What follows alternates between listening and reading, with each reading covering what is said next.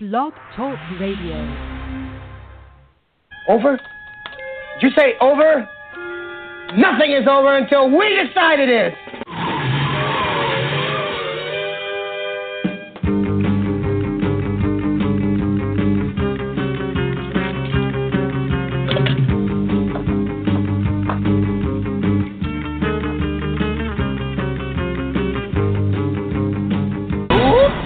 Looks like we're experiencing technical difficulty, but don't worry, folks. We're still on the air. Yes, we are. This week on That Nerd Show, we are back. I know it's been a while. It seems like it's been forever, but we've had our little we've had our little time off, and now we're back with That Nerd Show. So we got a lot of things to talk about. Brendan just joined us, and before we get to news, I swear to God, I'm getting tired of having to do this before the shows, but we keep losing all of our nerd heroes. And this week we have to talk about John Hurt, who has been in a lot of great nerd movies and have been around since our childhood. And it was very sad to hear of his passing a couple of weeks ago. So, you know, for us, for guys our age, we remember him from Alien and the John Hurt moment. And for younger fans, he is the wand maker from Harry Potter. But, you know, for even going before that, he was the Elephant Man and Midnight Express. And let's not forget that he was one of the doctors. So the voice of the dragon on Merlin. And that's another, yeah. I'm telling you, and I know that he was up there in age, but it's sad when, you know, these people that you've grown up with start, you know, passing away. But John Hurt will definitely be missed. And, you know, he's one of those that, I honest to God, I've never seen a bad movie with him in it. I've seen movies that were kind of like okay, but none that were so terrible that it made me, you know, want to forget who he was. Every one of them were always entertaining. So, too bad about John Hurt. He will certainly be missed. So, in regards to nerd news, I feel like we should start with the most important as geeks, and now we have a title to Episode 8, The Last Jedi. And, of course, you know, there's been theories going around all over the internet about who the Last Jedi is, and even though it kind of clearly is spelled out in the Force Awakens crawl, but yeah, we do officially have a title, and I don't know necessarily what to make of it, but I guess that kind of depends on the film at this point. But there we have it. It's the Last Jedi. So one thing I do want to say about this title is if between all the fan theories and crap and just people talking on the internet, I applaud Josh Gad, who we've had a chance to interview a few years ago, who is straight up nerd and one of our favorite people at That Nerd Show. But his Instagram videos with Daisy Ridley, trying to get her to say who the Last Jedi is, have been priceless. Including the last one where he actually handed her sides and say that it was Kenneth Branagh, the director of The Midnight on the Orient Express, the film that they're in, who wanted to know the answer, and it was part of the sides that they were going over for that day of shooting. So those videos have been quite hilarious. You go, Josh. But any thoughts on The Last Jedi? Is it a blah title? Does it do anything for you guys? I'm just curious as to see what Episode 9 is going to be now, because it's like we have the start of a sentence, The Force Awakens, The Last Jedi. Does he get a cup of coffee? I mean, yeah, you know, what's the last title going to be? Well, that he hit the snooze button? I mean... I like the fact that the letters were in red. It sort of looks like sort of maybe a symbol. When I think about red, of course, I think about, you know, the dark side, so...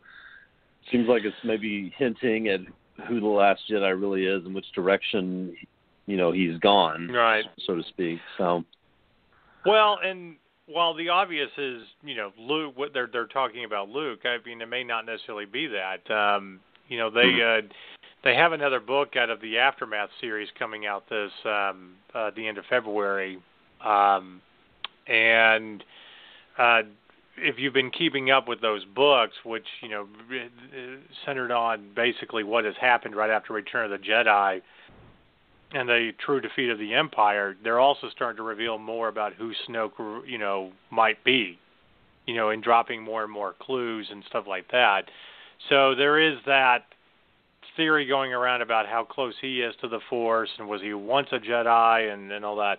I'm not trying to add to all the crazy theories out there, but I find it very interesting and ironic, like you said, with the red logo, that the more and more about this latest book in the series is, we should know more about Snoke. So who knows? I'm just throwing it out there. Let people say what they want on it. So, but yeah, episode 8, we got less than a year away. So, all right. And speaking of other news in the Star Wars universe, Star Trek Discovery is delayed yet again. We don't really actually have an official date of when it's going to be released. The only thing they have said is that they want to write 13 really good scripts and just feel like they couldn't get everything done for a May release. And they threw that out there with the last casting choice. James Frain will be playing Spock's father in the series. So, which is a good casting choice, but I just don't. I'm finding it's harder and harder for me to care about this show, because the only discovery here is whether or not CBS can exploit the Trek fan base to propping up their shitty streaming service. The rest of the world gets it on Netflix, but no, here in America and in Canada, we have to pay CBS All Access $6.99 for shit we don't even need to pay extra for, because it's already on regular frickin' TV. Right. Kiss my ass, ordinary CBS. people. Yeah, I mean, I'll if be there downloading was ever, it from the Bay of Pirates. Yeah, if there was ever a reason for torrent downloading. All I have to say is, at this point, you keep teasing me with this. This series better be damn good. You better really grab me, okay? Because right now, you're not making me excited to watch this. I'm more inclined to start binge-watching Next Generation again. So, but we'll see. That's where I'm at. Yeah. We're going to give it the first couple of episodes, but after that, we're just going to start sponsoring a binge watch party. Fuck the Star Trek Discovery. We discovered how much we love the Next Generation. Anyway, we'll see what happens. Another thing that happened last week, it was officially announced that this will be the last season with Peter Capaldi as the Doctor. He did announce that and said that it was just time for him to move on, and that seems to be about what it is. About 3 seasons, so to speak, is about the average for a Doctor now. Anyway, so any thoughts? I couldn't get into his iteration of the Doctor, and it wasn't his fault. It's Moffat's writing. Moffat's got to go. Yeah. I don't care. Well, it's he can't write women at all. He's terrible. He needs to focus on other projects. He's the one. Everybody leaves on that show, but him, and he's the one that needs to go. And that's the sad part about what's happening is, Peter Capaldi is leaving the last season of, that Stephen Moffat is doing. And I'm like, I understand if you might want to move on, but I'd be very interested to see what would happen if you did one more season with the new showrunner. But then again, you're going to get a new Doctor, new showrunner. There's a lot of names being thrown out there right now. So I almost feel like that you're going to have these really great Doctor adventures with the new guy, and, Peter Capaldi will be kind of an afterthought, and I think that's sad because I think he's been a good Doctor. Has he been as good as David Tennant? No. As good as Matt Smith? Probably not when Matt Smith came into his own. But I think he's been very good for it, but just it's kind of like Pierce Brosnan as James Bond. Not a bad James Bond, just shitty writing. So is it, really his fault if it's bad writing? That's my take on it. No. So, but I tell you, I will throw out one name that I think would absolutely be great, and it was put on a list of 18 people who could be the Doctor. Ben Whishaw, if I'm pronouncing his last name correctly, who plays Q in the new James Bond movies. I think he'd be an awesome Doctor. So that's my well, I still have a thing. I still have a feeling that eventually they're gonna gender bend the Doctor, and we're gonna get a female Doctor. And if that's the case, I'm fine with it as long as it's Helen Mirren. Yeah, that would. Like if it's anybody, like, can you imagine her like from Red? Like her character right. from Red was hilarious. Her from Red as the Doctor, that would be freaking amazing. So I could live with that. So if you're listening, producers, pay the money, get Helen Mirren. Otherwise, don't do it. You're going to regret it. Just saying. She still looks good, too. That's the great thing about it. All right. So they did announce a couple weeks ago that Dwayne Johnson's Black Adam will be getting a solo movie, which I think we kind of already knew that. But we don't deal with the rumor mill. We deal with confirmed news. But it is still rumored that Henry Cavill as Superman might make an appearance in the film. So we'll see what happens. But yes, but Black Adam fans, in between all the Fast and the Furious movies and any other action movie that Dwayne Johnson is doing, he will be doing a solo Black Adam movie. So, and it's Dwayne Johnson. It's going to be entertaining. So. This one I was a little sad to hear, but apparently Ben Affleck will no longer be directing the Batman movie. He'll just be starring in it and producing. So, yeah, I don't know. Yeah, I'm sorry, but the DC cinematic universe is a bloody mess right now. I mean, they're really not looking to be in good shape. No, but we appreciate everything you're doing to give us fodder for our panel at AllCon titled "How We're Going to Fix the DC Movie Universe." So, yet another thing we can complain about. Oh Lord! Now the only thing that we don't know for sure is, was this them? Because I last heard that they were keen on him actually directing, or is this him pulling out because of his schedule? I don't know. Doesn't sound good though either way, really. No. I mean, we're still going to see it, but we'll see what happens. Yes, it has been announced there will be a Sharknado 5. Of course there will. Right. Because we have to keep giving an acting job to Ian Ziering and Tara Reid. It's because they were once popular. Although, I do love the fact that it's kind of a rite of passage now to do like these crazy B sci-fi movies. I mean, for God's sake, did anybody realize that Tiffany, the pop star, has an acting career in ridiculous sci-fi movies? She's like the female Ed Wood of the Sci-Fi Channel. But yeah, Sharknado 5. There you go. We kind of knew it was happening.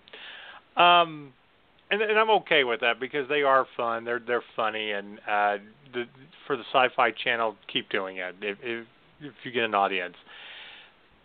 This next news item, I'm not really surprised, but then again, I am, and this falls under the category of why. Or no, Brendan, we got to do a Jeff. Really? Mission Impossible 6 is being made, and they will start filming in the spring. So. Oh, awesome. I can't wait. Yeah. Yet another Mission Impossible movie. Hey, is it just me, or is Tom Cruise trying to become like the American Liam Neeson and just keep doing action movies for the sake of doing action movies? I don't know. His wife just died. Well, at least Liam Neeson had an excuse. Well, in fairness to Tom Cruise, it's what the Church of Scientology tells him to do. So if they say that his wife died instead of leaving him and taking his child, then that's why he does it. So, Dennis Villanueva has been confirmed to direct Legendary's Dune remake. Yes, it is official. They are remaking Dune, which, in all fairness, it is about time to remake that. It is about every 20 years, or 15, 20 years. It's been about, 15 years since the sci-fi miniseries, I think. Yeah, about that. Yeah. So it came out in early 2000s. Yeah. So we're about right on schedule for a remake of Dune. And that'll be fun when it comes out to talk about which version you really like. Is we've got 3 versions within our lifetime to really kind of debate. So, and a little bit more interesting casting news. Robert Englund is basically dressing up as Freddy Krueger again for a new documentary, which will be out next year. And it's titled Nightmares in the Makeup Chair. So it's talking about old school makeup and how they, I guess the Nightmare on Elm Street movies, Freddy, things like that. So that'll be very, very interesting from a nerd standpoint. So I think makeup artists will absolutely love to take a look at that. So that's really about it for casting news. The only thing that has really happened over the last few days has been all the trailers that have dropped, during the Super Bowl. So, it's just really about movies that we are very excited to see. Guardians of the Galaxy. I think Guardians of the Galaxy, other than Star Wars, is kind of it's the top of my list. Out of everything that's coming out, I mean, I can't think of any other really nerd movies that I'm just all good. I mean, Blade Runner, yes, just because it's Blade Runner, we're gonna see it anyway. But Guardians of the Galaxy next month.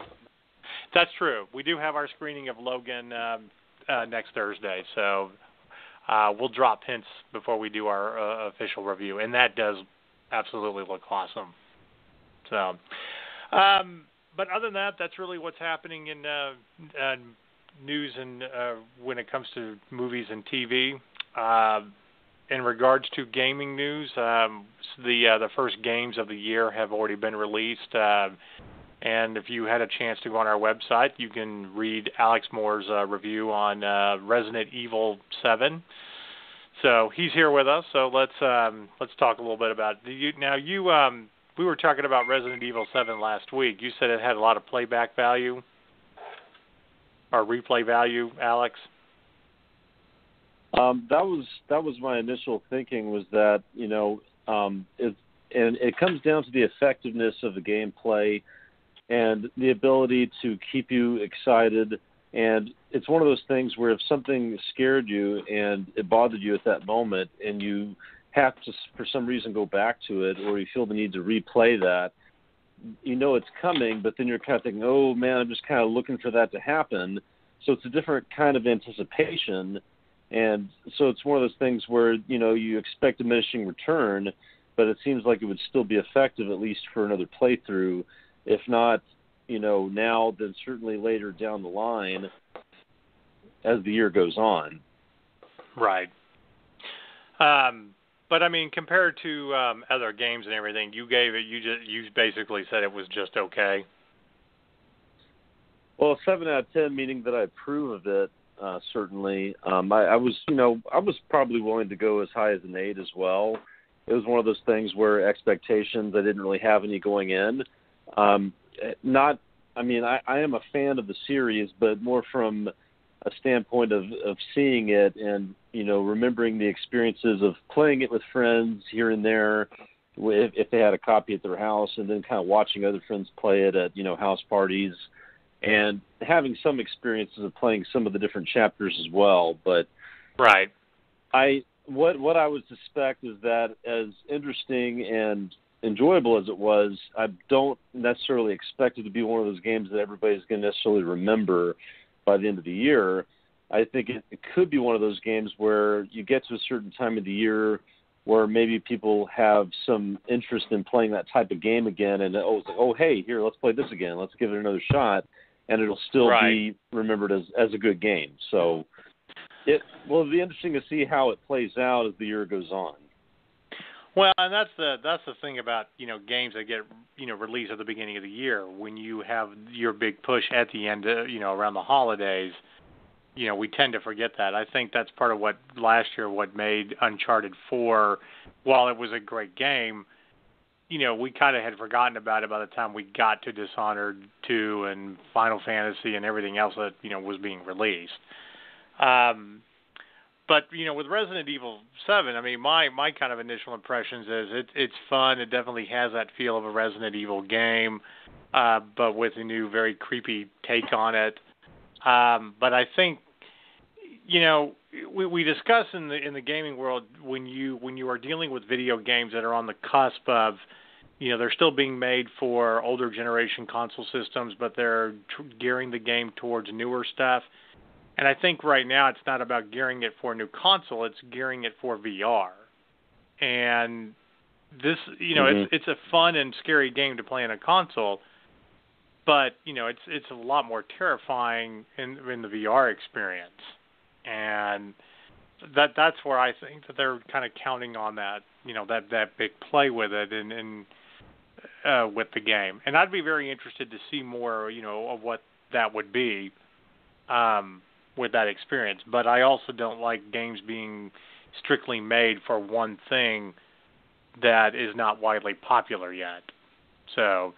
And that could be another reason as to why later in the year, when the holiday season comes around, if more people are able to afford getting a VR, if the prices go down at some point, and it becomes more accessible, then certainly that's another reason why the game could see more attention later in the year as well. Right. Well, the second game that came out last week was the Hitman game, which they're doing this new thing where it's a season of like different episodes that you get to play, and they compile everything onto one disc.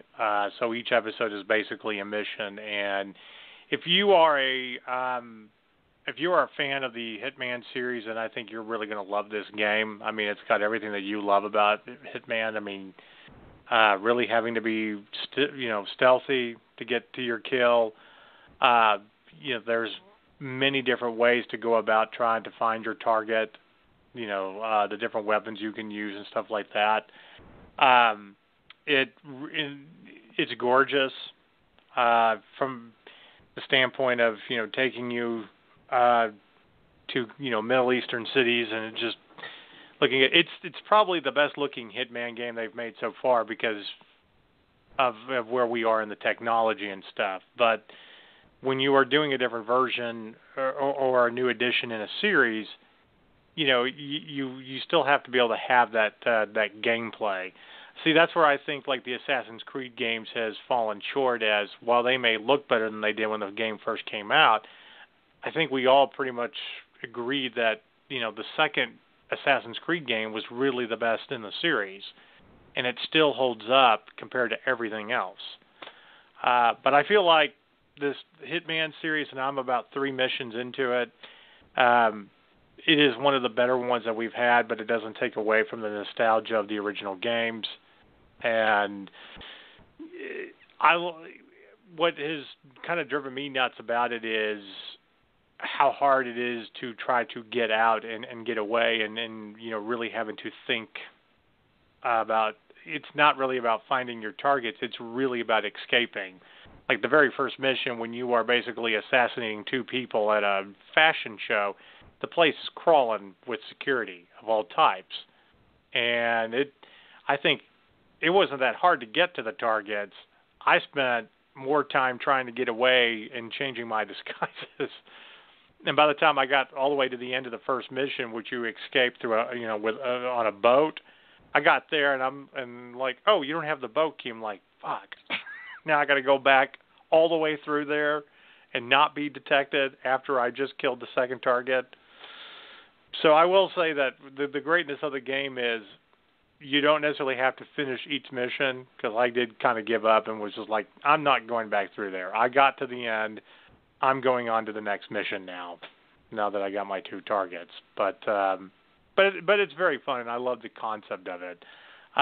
Jamal, Dominique will have our full review probably in a week or so, but for me personally, it's easily an 8 or 9 out of 10 if you like those, stealth games and really like thinking. I mean, especially Hitman, if you're a Hitman fan. So, Brendan, is there any other gaming news besides just game releases over the next month? Well, yeah, you got For Honors currently in beta. So if people want to get into that, they can go to the For Honor website and jump into that. And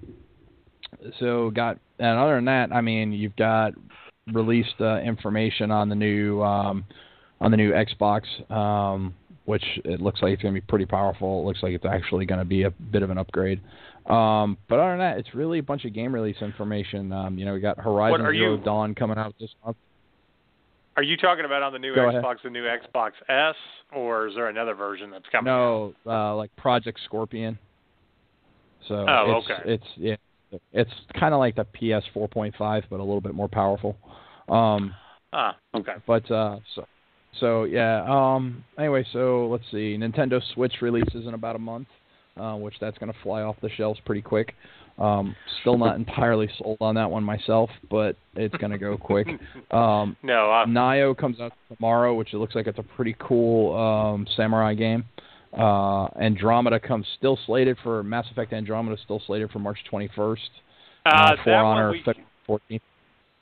Well, Mass Effect Andromeda, we can't actually confirm. They're not changing that. That is the official date. It's already been announced availability through GameStop and Redbox, and I mean until the game goes gold, they could come out at the last minute and say, all right, we're pushing it back because it's not done. And a game probably won't. If it came out March 21st, the game probably won't go gold till about March 1st. So while they're saying they're still on track right now, I'm kind of holding my breath until the beginning of March. But it looks pretty good, though. New Tom Clancy Ghost Recon game comes out March 7th. Torment Tides of Numenera comes out February 28th, which was a Kickstarter game, which I wanted to back but didn't get a chance to back because I was broke at the time. So sad for me. There is, for those who liked that top-down party-style RPG, like the Baldur's Gate and Icewind Dale games, Tides of Numenera is one of those. Another one was Obsidian's Pillars of Eternity, and Pillars of Eternity did so well, they're doing a Pillars of Eternity 2. It's the first time ever Obsidian is doing a sequel to one of their own games. They've done sequels before, Knights of the Old Republic 2, but of course Knights of the Old Republic was originally done by BioWare. So this will be the first Obsidian sequel to an Obsidian game. You can get on their, they're not on Kickstarter though, they're on a different one, and it's not Indiegogo. I'll look it up for you here and get it to you in a minute, but basically, if for $79 you can do Pillars of Eternity 1 and 2, and you'll get Pillars of Eternity 2. It's fig.com, I believe is what it's called. So right now it is going to fund because they have 17 days left and they are at 202% of their goal. They've raised $2.2 million already, and their goal was $1 million. So, but like I said, for $29 you can get a digital download of the game. For $79 you get Pillars of Eternity 1, the Hero Edition, which has all the expansions, plus Pillars of Eternity 2, a digital guidebook, an in-game pet, special in-game items, digital soundtrack, all that good stuff. So it's actually a pretty good, two really awesome games for $79. So that's a pretty cool thing if you like those RPGs. I will be pledging because I have. I'm not broken. A couple of other things to look out for this month as well is, for Xbox fans, which I float back and forth. There's the Halo Wars 2 that's coming out in a few weeks, the 21st, I believe, and also you've got Sniper Elite 4, which is taking a page like with Battlefield and everything and going back to like World War II style snipers. which actually looks, really good. But, with new games, it always comes down to with us, the money value. Is it worth $60? Or, are you going to play it just a little bit and then go trade it back in? Is it something that you're going to keep? That kind of stuff. And we do trade in a lot of games back and forth to be able to try to review everything that we can. But I liked the Sniper Elite. I mean, they're fun games for, what they are. So we'll see how that is. But, the first major sports game, obviously, that always comes out will be MLB, which will be coming out March 28th. So I was kidding around with one of the guys at one of the local GameStops that I, do a lot of business with. And so I will make my little complaint about that game. Now, I love MLB. I play about 130, 140 games throughout the year. 5 innings. I don't have time to do 9 innings. But I'm sorry. I know Ken Griffey Jr. is a Hall of Famer and blah, blah, blah, blah, blah. But how is the Cubs winning the World Series for the first time in 108 years not worthy of the MLB cover? I'm not saying this is rational. This is, that would be like Brendan complaining that the Patriots, who just won the Super Bowl yet again with Tom Brady, this miraculous comeback, would not be worthy of the Madden cover next year. I don't want him anywhere near the Madden cover. I don't. Look, the Madden curse is a real thing. I don't want Brady or any Patriot anywhere near the cover. And hell no. Is that what happened with Gronk being... Yes, go ahead. The Madden curse is real. It didn't happen to Drew Brees. How's his career now? Does he have? Is his arm still attached to the shoulder? He still puts putting up. He still puts up great stats. 70% completion numbers. Yeah. Yeah, but his it's but just New Orleans he did sucks. get injured though. So he that actually wasn't the did year he injure was on his the shoulder. cover, though. It was still after he was on the cover. I don't want Brady anywhere near that cover. Brady is 39 years old. He's going to get injured anyways at some point. I don't want him anywhere near the cover. I don't care. We don't have to do anything to add to this possibility. Well, all I'm saying is I'm a little bitter that I don't get to see the Cubs with a World Series trophy on the cover of MLB, but that's okay. It's still going to be a fun game. Really, the biggest game that we're looking forward to comes out in a week, and that's For Honor. So, been waiting 2 years since we saw the trailer for that, and it just absolutely looks fantastic. So we'll see what happens. All right, moving right along. I wanted to. We're switching up our this week's Sign of the Apocalypse and our editorial segment. So I wanted to jump right into this week's Sign of the Apocalypse and what it really is. So kind of a surprise. I mentioned it earlier to Alex right before the show, so Brendan will be a little surprised by this. But yes, this week's Sign of the Apocalypse is M. Night Shyamalan had a great movie. I am not joking. He finally had a hit. He finally came out with a great movie that was enjoyable and got back to his roots. We don't have a full review of Split yet, but it's coming with an assignment we're going to be doing at the That Nerd Show over the coming weeks. But Split is true to form to why we loved him back during the days of The Sixth Sense and Unbreakable and Signs and stuff like that. Truly remarkable film. Very intense, scary. James McAvoy definitely deserves an award for his performance. It was, I tell you, kind of how scary his performance was in that movie. It really much. It reminded me of Michael Rooker in Portrait of a Serial Killer. You know, the role that kind of shot him to fame back in the '80s. But I think at this point, anytime that M. Night Shyamalan, comes out with a movie, we're just like, well, we know it's going to suck. I mean, it's gotten to the point where he'll direct a movie, but they don't even let you know that he's actually directing it because they want people to actually go see it. But this one just, wow. I mean, but I guess after a while, you're bound to get a hit once again and pull yourself out of the ashes. But yeah, this week's Sound of the Apocalypse, it did finally happen, and it did help us, forget about that crappy Will Smith movie that he did, and The Last Airbender, which was just absolutely horrible, and The Happening, which I don't even know how that. Yeah. I called the end of the Village the day I saw the trailer.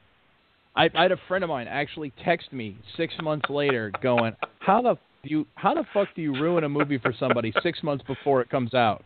He goes, it happened exactly the way you said it was. We were watching the trailer. I forget what movie we went to see, but we're watching the trailer for The Village, and I said, I swear to God, if Joaquin Phoenix walks out onto I-95, I'm going to be pissed.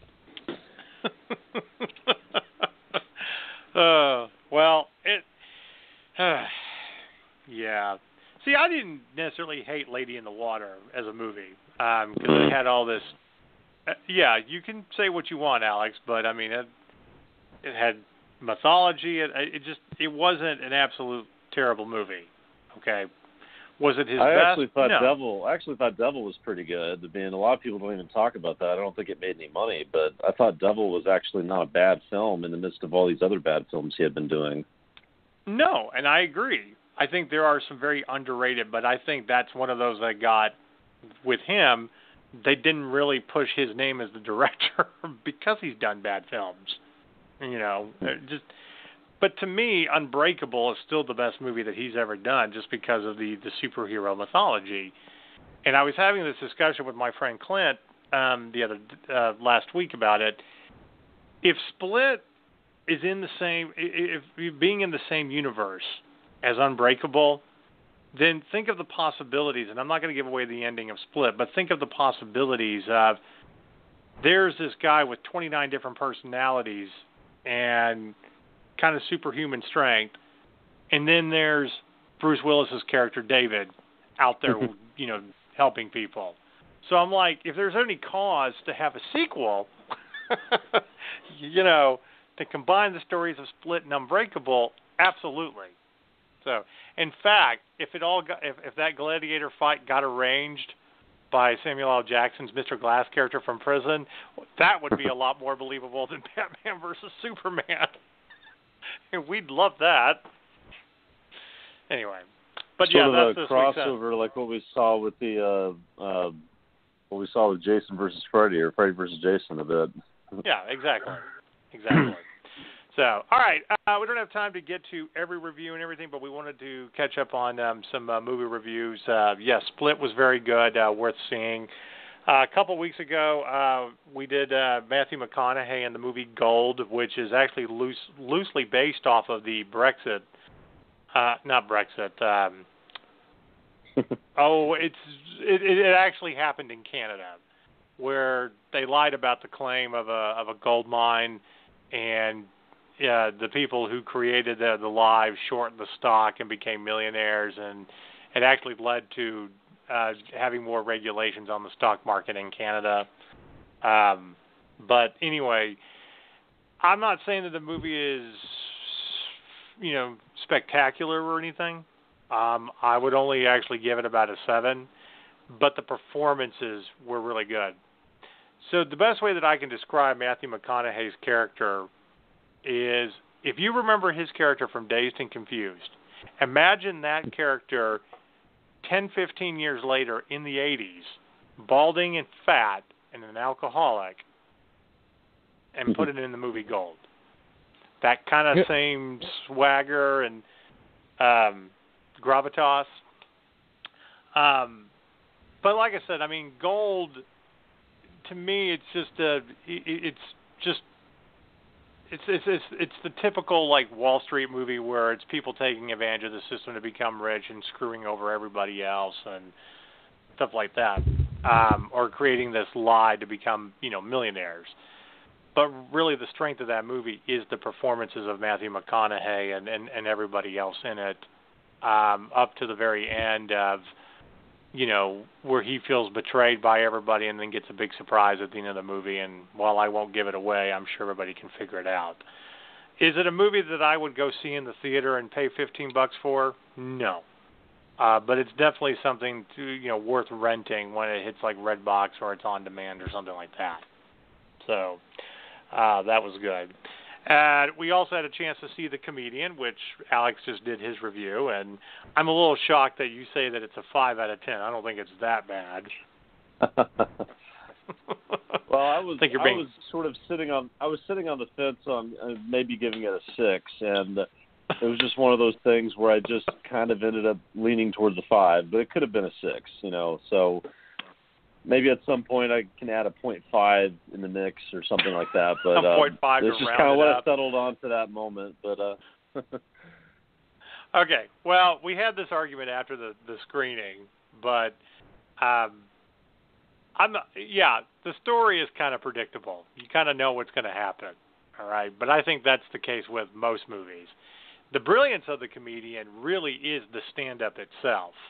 And how funny Robert De Niro is as kind of like the old school shock comic, and how great he kind of falls into that, like he's been doing stand-up comedy, and how he interacts with other comics, because there's real life comics in there and stuff. That's what I thought was the actual brilliance of the movie more than anything else. And the person that really stole the movie for her like 5 minutes on screen time was Cloris Leachman.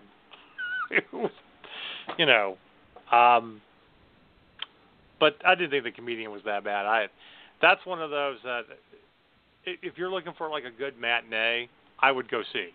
I think that'd be worth the money because I think you are going to laugh at it. Okay, even if you think the story is predictable. So, and Leslie Mann was actually really fun. Yeah, and she and Robert De Niro actually had a sort of a believable chemistry in the film. So I don't really have a problem with the story being predictable. I don't think that matters so much necessarily. What it comes down to is it's watchability and would you be willing to rewatch it and things of that nature. So the predictability factor is not a big deal to me, but I just felt like the story was so uneven because it couldn't seem to make up its mind on which direction it was going to go. And these little stand-up routines, as entertaining and funny as they were, it just seemed to be sort of a sharp contrast to the rest of the film. And so I felt like I was kind of looking at two different pictures. And I think maybe either you go heavier on just the comedic side where it's, more of just the stand-up, or you take some of that out and go heavier more on the romantic side of it. And, there were some important scenes tied into the main story where he's doing the stand-up. And so I think those scenes actually had some meaning for the other part of the story. And I think maybe if you leave those in, but then take out some of those other scenes where it just didn't seem to matter to the actual story so much, that maybe the film wouldn't feel like it was as long, because it did feel very lengthy by the end of it. And so some of that maybe could have been cut out. And you still get a feel for the character. So, do you feel like that this movie that the biggest problem really is how it was edited? In a fashion, yes, because I remember sort of at the beginning when you're being introduced to Leslie Mann's character, it kind of blindsides you, and you don't really have any context to who these people are. They just kind of throw them in there. And you're kind of waiting to see exactly what the connection is going to be and what the importance is. There was sort of a big cast and a lot of recognizable people, and it wasn't that they gave bad performances, but what's the meaning of it and what did they matter to the film? Is kind of what I was thinking about with that. Okay. Well, again, we do base movies on would you watch it again, that kind of stuff. And in the industry that we're in, especially come film festival time, we see a ton of films that we know we're never going to watch again. There are things, but we appreciate them for what they are as a story. One of the things that we had a chance to review, which I get to talk about, is a kind of a heartwarming story called Growing Up Smith. And it's about an Indian family living. I don't think they're in Texas, but maybe they are somewhere in the South, I guess. and it's about an Indian family in like 1979 living across the street from, typical Southerners, and the little Indian boy gets a crush on the little, on the girl living across the street, and so it's a clash of cultures, and you know what's going to happen, the predictability of it and stuff like that. But really, what makes the film funny is because it's the same reason we laugh at Apu in The Simpsons. We laugh at the stereotypes, okay? And there very much is that stereotype, within Growing Up Smith, which makes it hilarious. And probably the biggest joke is why the kid is called Smith. Dad trying to make his kid American, and he starts calling him Smith, being the first name, and doesn't realize that Smith is the most popular last name in America, next to Johnson. But throughout the film, while I laugh and while I think it's heartwarming, and Jason Lee is really good in it, it really is the Indian family that's more hilarious. But I've seen this joke before, so if I saw it at a film festival, I'd be like, okay, I laughed at it. It's funny. I'd give it an okay, but I'm never going to watch it again. That kind of stuff. Which brings me to the example of Trespass Against Us as a movie. I think from an artistic standpoint, it's worth watching, character development and great acting performances and stuff like that. But it very much is an artistic film that you can debate it in a film class and then look at techniques and the performances of the characters and stuff like that. And I did actually like the end. But you're never going to watch that film ever again. It's not, and it probably isn't going to be a film that you're going to recommend to regular moviegoers. You may recommend it to film buffs, film students, things like that. But that's really about it. So in that case, if it's not really watchable again, is it worth like the 5 out of 10 that you gave it? Or can it be considered a better film, even though you're never going to watch it again? So those kind of a little bit of a cause of debate there on how we rate films. So, but I wanted to make that comment on Trespass Against Us, that I thought it was a little bit better than what the score you gave it. But I understand kind of where you're going with it in the review and stuff. But I think Brendan Gleeson does a great job in any movie he's in, and Michael Fassbender has always been fantastic. And I'll give you another great one. And this one's one that Brendan and I would probably watch more than once, being Irish compared to everybody else. Yeah. But the movie that Michael Fassbender did where he played Bobby Sands and starving himself in prison and all that? Yeah, great movie, great performance. But outside of people that understand that, no one's going to really watch that, over and over. It's the same way that you and I can appreciate The Devil's Own compared to the rest of, the moviegoers out there. So yeah, like nobody went to see that movie. Yeah. But when people talk about like great performances, Michael Fassbender, that's the film I always talk about, is when he played Bobby Sands. I just especially, and yeah, I'm a little bit biased because of the subject matter, but still.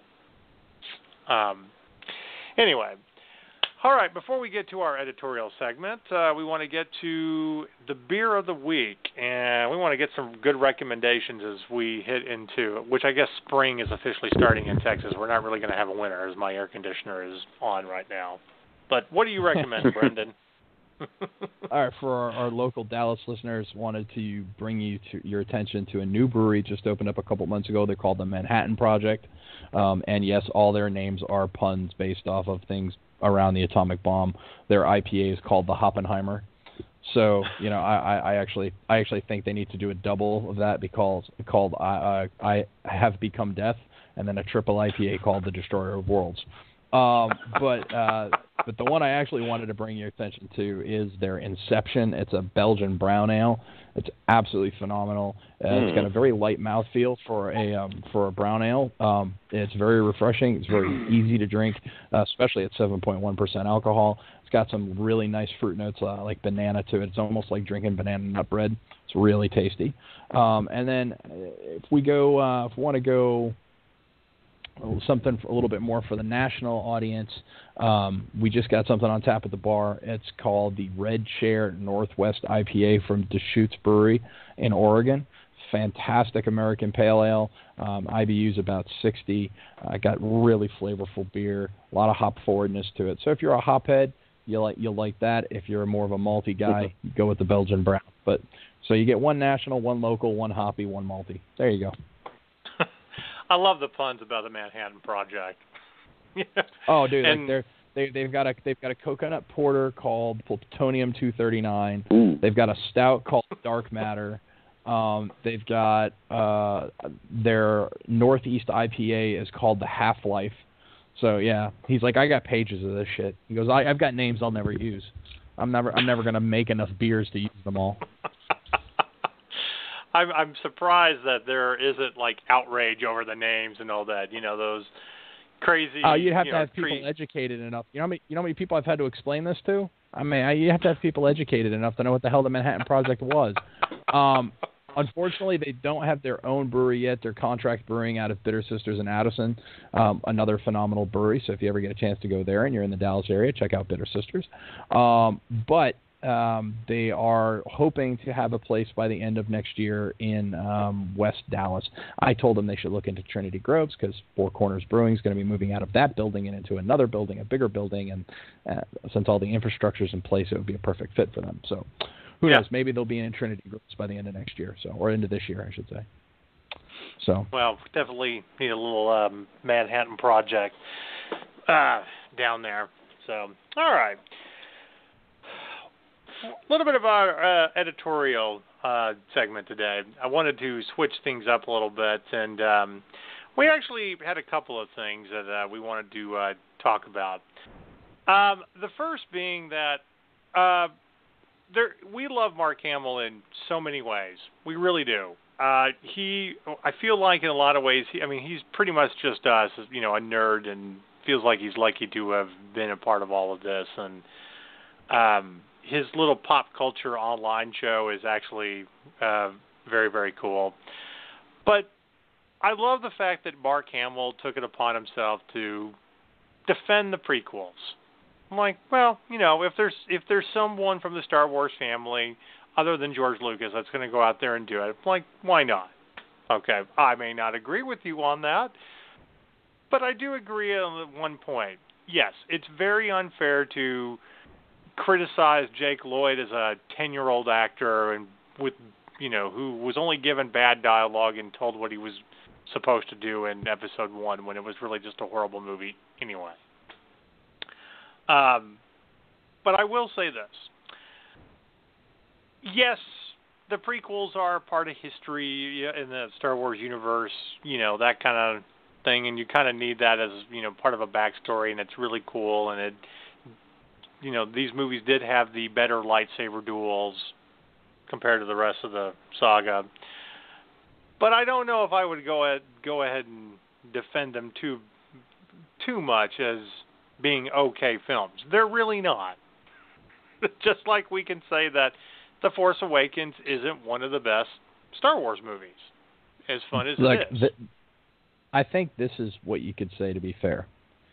They had some good performances. They had some great actors. They had amazing special effects, but they were not good stories, and they were not told well.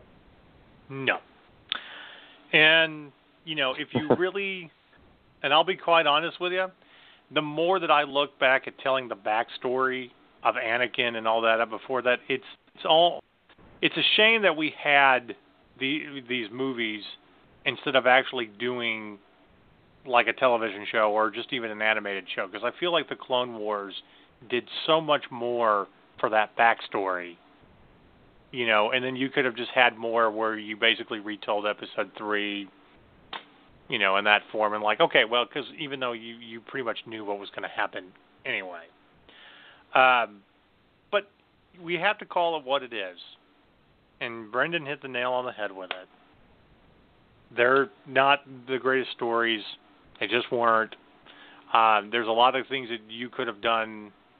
There's a lot of great things you could do within that universe. But I think the Clone Wars series, and I think what Rebels is doing, has done a lot more for telling that backstory up to the original trilogy than any movie really could. And that's where you should leave it. So, but thank you, Mark Hamill, for defending that and throwing that out there and stuff like that. We still love you even though we disagree with you. So, the other part of the editorial segment is something that I like to, this is kind of it is a little bit of a personal complaint, but I also think that it's a major complaint within the nerd universe. And this is something that Hollywood studios really just don't get, okay? And it's about how you categorize movies. Science fiction does not equal romance. You can have romance in science fiction movies and have that element of, loving someone in companionship and yada, yada, yada. But science fiction is what it is. It's telling this great story within, a sci-fi world and, of different allegories and stuff like that. Okay? And really most of those stories is about exploration than anything else. Hence, pretty much the major plot of any Star Trek series. The rest of it is just things that get added to the story. And the reason I bring this up is I don't need Hollywood marketing a movie called The Space Between Us as a sci-fi movie when it really is just a young adult romance movie. As an interesting story as it is, about a kid who wasn't born on Earth and born on the space station and experiencing everything of Earth with a young girl that he becomes infatuated with. And, she is good looking. The actress is good looking. You just don't need to tell me that it's a sci-fi movie, because it really isn't. You have a sci-fi element to add to your romance story. Let's not confuse the issue here. So for people like us at that nerd show where this is part of our, our bread and butter, we do love sci-fi, it's almost like you're tricking us into going to see a romantic comedy because, you need our audience to review this without realizing that our audience is not the audience you're looking for. Okay? So, well, to be fair, Deadpool did do that trick in reverse to people on Valentine's Day last year. Yes, but in a genius way, and something that was hilarious. Okay, I mean, like, how many women went to that expecting something like a Nicholas Sparks movie? God, you smell like old lady pants. But you know what? I think that movie was also made with revenge in mind. For every man, for every goddamn romantic movie that I have to take her to go see, I finally get to trick her into seeing one of these, and she's gonna love it. Damn it! And I also say that to the ex-girlfriend who made me go take her to see The Lake House because she said there was time travel in it. No, there really wasn't. It was just annoying. But anyway, I was so disappointed about how they marketed The Space Between Us and how they try to look at that film. And I'm just like, look, let's be honest about what it is. And for a year, about 6 months leading up to it with the trailer and all that and really pushing it to audiences, to like our audience, I'm like, no, that's not what it is. That's not a sci-fi film. Passengers was a little bit more of a sci-fi film, even though it wasn't really great. And the romance was just secondary. See? That one, Blade Runner, the romance, secondary. Even though you don't know whether Decker really was, robot or not. So, but Star Wars, the romance, secondary, even if it was incestual. Exactly. I'm telling you, it's almost like they need to get people like us to be able to market these movies to the right people. So, and this is why we don't do romantic comedies. I still get people that ask me if we watch Grey's Anatomy because it's got science in it. I'm like, no. Oh. House had more knowledge about medicine than Grey's Anatomy or any other show that's out there. Hell, ER had... Grey's Anatomy might as well be called, 50 Shades of the ER. I mean, it's... Right. Who's swapping who in the ER? And I like Kevin McKidd. That can't be. as And by the an way, actor. that can't be sanitary. I don't think that's very appropriate for being in a hospital. No. So, all right, everybody, we're going to take a quick break. We're going to take a couple of minutes, but we have a little special segment as we get to the second half of our show titled "What You Should Be Streaming." But I figured I would use a little device. I figured I'd let Jim Gaffigan talk about streaming and how we look at it in this day and age. He says it a lot better than I can even describe it. So you have a couple of minutes. Stick around and listen to him if you want, or go to the restroom and get some more water. But we'll be back in 2 minutes, everybody. But thank you if you did watch, because there are so many television shows and episodes of television shows we could and should be watching. It's amazing any of us are here right now. It's kind of overwhelming. DVR, on demand. Sometimes I open my Netflix, I'm like, I don't think I can do it. I'm not even going to make a dent here. And I know there's pressure. We all feel it, because we've developed excuses for our friends, like we're dealing with debt collectors. You watch Game of Thrones? I'm a little behind. Give me a week. My wife had a dumb baby. And it's never ending. You finish that show, now you have to watch this show, and then now I need to learn how to read again. I need to sound out some words and see if I can read. Have you read a physical book lately? Not on a tablet or a laptop, an actual book. You feel like you're Abe Lincoln. Oh, it's made of wood. Hope it doesn't catch on fire. When does this have to be back at the museum? Because we're all binge watching. I remember when they first introduced the idea of binge watching, I was like, how pathetic. I'm just going to watch an episode or two. I haven't showered in a week. I'm a grandfather. I missed my own funeral. I binge watch shows I don't even like. This is pretty bad. I guess I'll watch 5 more episodes. I watched every episode of True Blood, and I'm not even gay. I know some of you are like, Jim, watching True Blood doesn't mean you're gay. That's because you're gay. It's the #1 cause of gayness. My friends don't understand. They're like, when do you watch? You have 5 kids. I ignore them. All right, and we're back. Jim Gaffigan's right. I mean, how do we have time to watch everything with everything that's out there on Netflix and Hulu and Amazon? We don't. I mean, we don't. You know how far behind I am on everything? Right.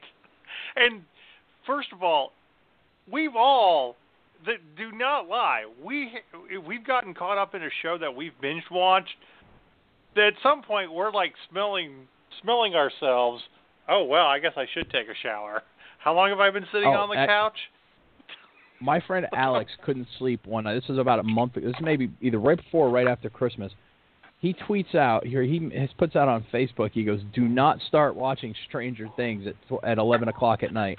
He goes, "It's 7 o'clock in the morning. I haven't slept or eaten or done anything. I have to finish this show before noon." He ended up watching the whole damn series. Yeah. Well, and I kind of did the same thing, too. I started Stranger Things with the first episode at, it's 11. I'll watch the first one before I go to bed. And it's 3 in the morning, and I'm like, damn it. You know, I love the idea of being able to binge watch. I do. But, and the fact that, especially with Netflix, that you get so much great original content that you can binge watch. But now I understand why there's a break between weeks in episodes on regular TV, so we could go out and have a life. You know, I mean, it's just, But I mentioned that we were doing the show to someone, and she was just asking about different shows we were going to talk about, and I'm like, I didn't even think to talk about these shows. There's so many that are out there. We're not going to get to every one of them. So for this very first show, which we've titled Part 1, we're going to talk about some of our favorites, and we're going to talk about some of the newer things that have come out, okay? And then we'll hopefully talk about the other stuff that we, shows that we didn't get to. But really, for us, it really is about the nerd shows. So I mean, you talk about Netflix, I think we have to start with Stranger Things. For anybody that grew up in the 80s, oh my God, it's like seeing our entire childhood put in a 10-episode series. And once you got sucked into that show, you didn't want to do anything. You didn't want to go to work. You didn't want to shower. It's like, we have to finish this, right? And everybody was talking about it. Everybody's like, what episode did you want? Well, you got to get caught up so we can talk about it. And it's going to be the same thing when season 2, comes out and stuff like that. So, so let me ask this question, and I'll especially to Brendan, because this is one of those shows that, again, we try to be logical. We try not to look at things as fanboys. But we did the review on season 2 of Daredevil earlier this year, and it was one of those that we were literally trying hard to find something wrong with it and not give it a perfect 10. We felt like that if we give it a perfect 10, that we are failing as critics. And at the end of the day, we couldn't do it. There was just nothing we could do. And we're like, well, fuck it. It's a perfect 10. It really is. So my question is, when you started it, I mean, did life just stop until you got through the show? No, because I started watching the first day it came out, and it came out like, I don't know, it dropped like on a Wednesday or a Thursday or something, and I had to work. So I think we did like 2 episodes a night until we got to the weekend, and then Saturday morning I just got up and I'm like, okay, there's 8 episodes left, or 7 episodes left. It's 10 o'clock. We can have this done before dinner. Right, let's go.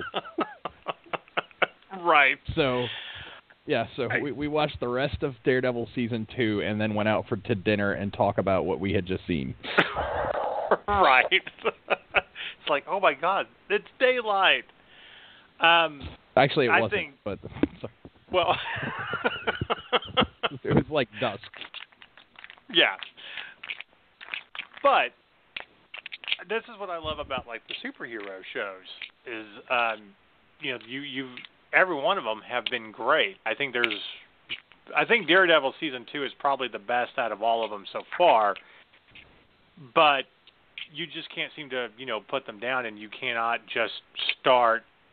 You can't just leave it at one episode. You have to, keep going with it until you, get to the end somehow, some way, and stuff. So speaking of like original content, I wanted to, in getting back to Stranger Things. I mean, do you think that that's an okay show to start at midnight? Because I don't.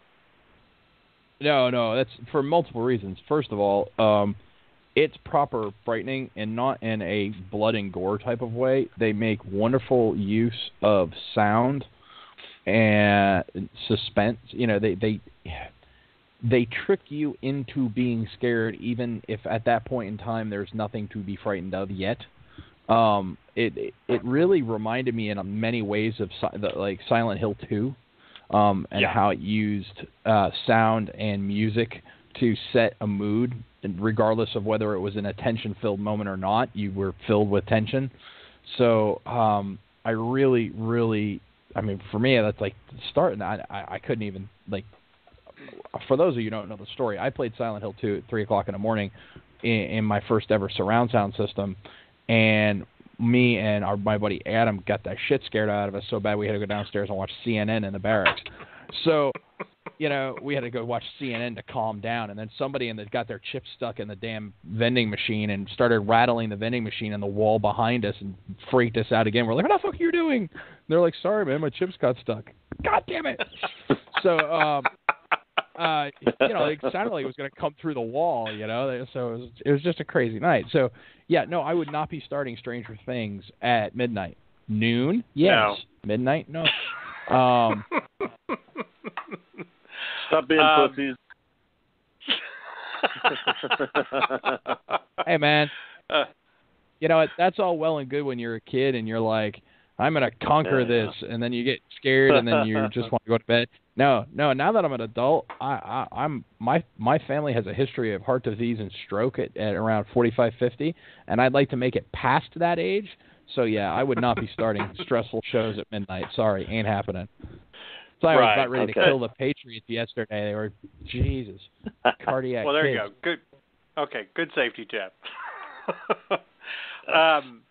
Pulmonary Patriots. There you go. Well, I think any show that you get, kind of caught up in, I mean, that I would almost recommend that TV late at night should be more about flipping channels. It really shouldn't be about trying to start a new show that you're going to binge watch. TV late at night is about horrible commercials. That's what TV late at night is about. TV late at night is about that commercial where they're like, my old herpes medication you used to have to take 3 times a day. Who has time for that? You do. What happened to the bad? Whatever happened to the bad, like old science fiction and B horror films they used to show on some of those channels? Why don't they do that anymore? Space 1999. No. Yeah, I don't know. Well, but then again, I remember the first time I saw the original Prisoner, and you talk about like binge watching. They were actually binge watching.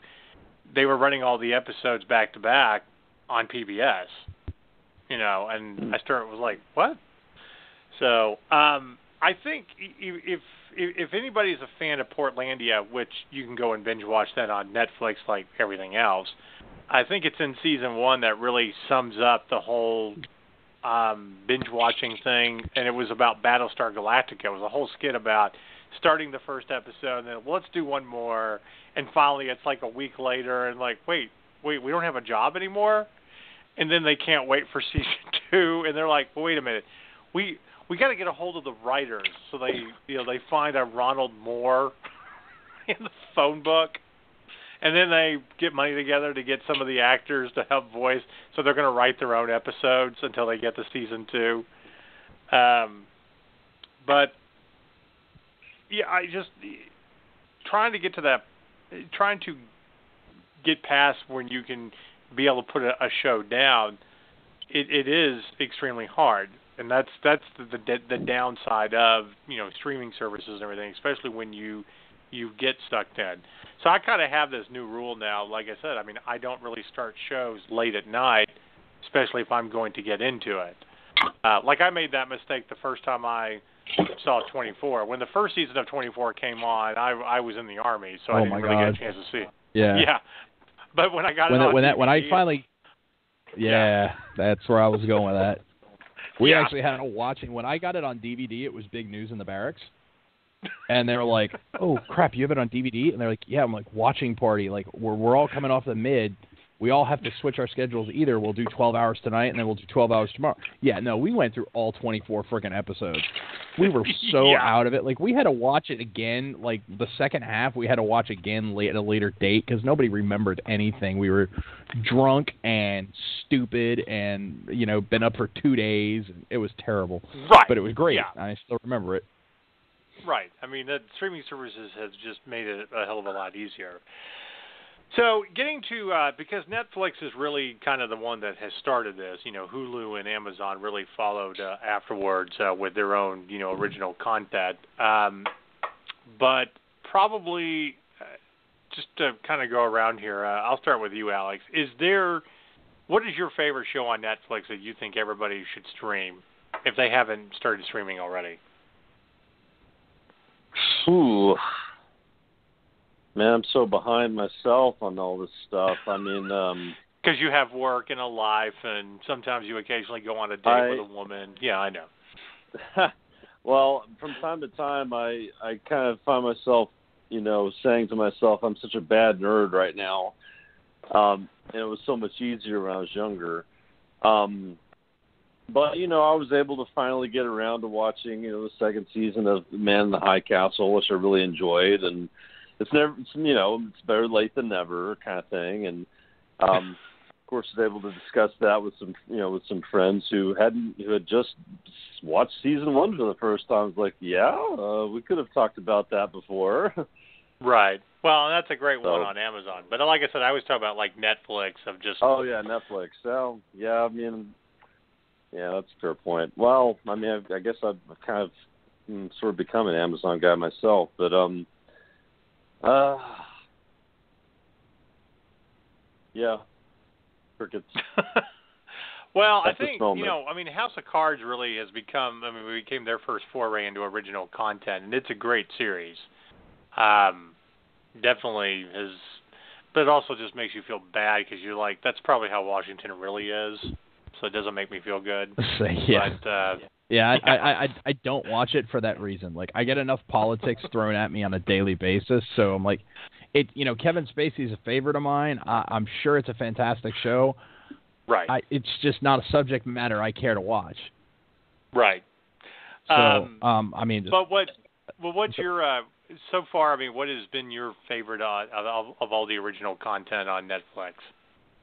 Of all the original stuff, and I'll exclude Marvel just because it's Marvel and that's it's just obvious. the easy button. Yeah. I'm going to go with The Fall with Gillian Anderson from England and Ireland, where she plays a detective superintendent that's taking down a serial killer. And that'd be my Netflix original favorite. As far as anything else on Netflix, there's a favorite of mine. As Marcus knows, I really like period pieces, and there's a favorite of mine from the BBC. It's called Ripper Street. It deals with the detectives and the police of the Whitechapel district immediately after or in the aftermath of the Jack the Ripper murders. So I really enjoyed that. Season 4 just dropped on Netflix. I'm about to start watching it. But there's so many good ones like I want to check out. Like I'm scrolling through their original stuff now, and I'm big into British TV just generally because I find that their crime dramas are better written. And they have one that's called The Investigator. That's a Netflix original that I'm definitely going to check out. The Masters of Medici, which looks like it's got Rob Stark in the starring role. So and like I said, I love period pieces. Gonna have to check that one out. And then it looks like Jason Momoa, another Game of Thrones alumni. He's got a show called Frontier. So that looks pretty interesting as well. And then, but there were so many good ones. River's a great one. They got this new one, The Travelers, which I have to check out. But, it's just they're doing a great job. So I'm looking forward to a bunch of stuff coming out this year. Well, one of the ones that I was pleasantly surprised about, and this was recommended by a friend. So we didn't really do a review on it because I think it's been kind of hit and miss on getting into it. So I will actually do a quick review on about how good it really is. But The OA by Brit Marling, Brit Marling is one of my favorite, just indie actresses, writers, directors. She, just didn't want to be cast as the typical blonde in Hollywood, so she started writing her own, kind of original content. And she did a film about 5 years ago called Another Earth, and which I thought was just, fantastic. Then she did another one called The Sound of My Own Voice, which she basically plays kind of a cult leader about how she draws people in. And but anyway, The OA is basically about a girl who, gets kidnapped and who, was blind and gets basically held captive for 7 years. And when she finally kind of gets released, she's not blind anymore. And it's about a crazy doctor played by Jason Isaacs who, has been experimenting on people that he thinks are extraordinary and stuff. But the whole premise of it is about these people coming together and discovering kind of parallel, dimensions and stuff.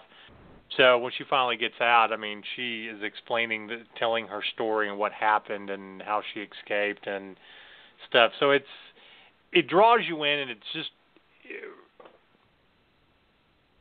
just very interesting in my mind, and great performances. You got Herschel from Walking Dead who's in there, and Alice Krige, who played the Borg from First Contact.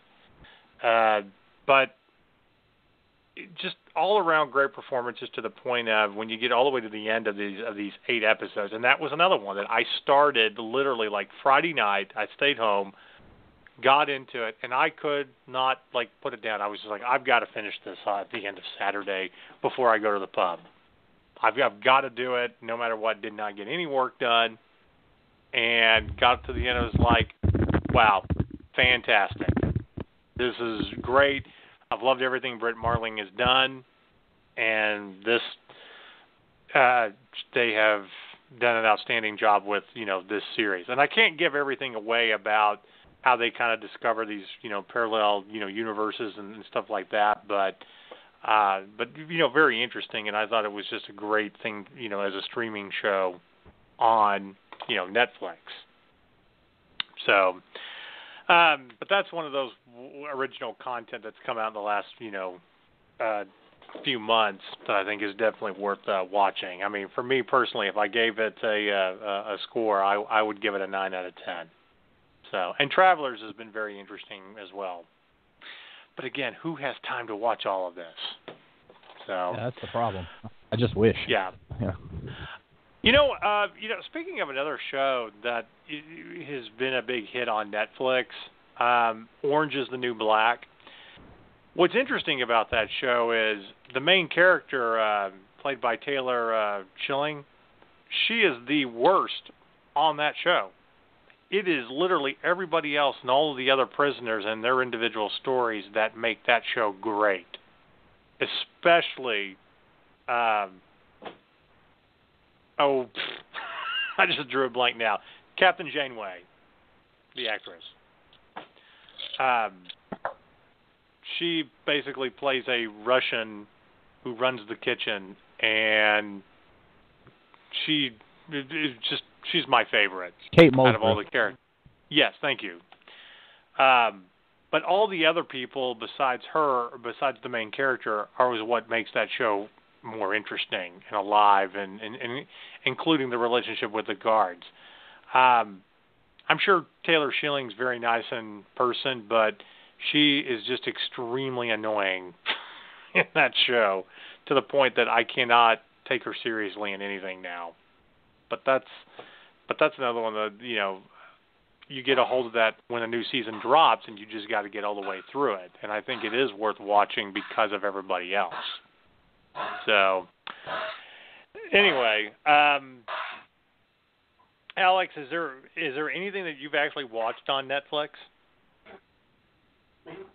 I've seen a few things here and there. Some of the stuff you mentioned, I have seen it. Not something I've been able to watch all the way through. In some cases, it's one of those things where I just saw an episode here or there and maybe just didn't at the time put it together that this was, a Netflix original, because I was watching it from another source and so forth. Another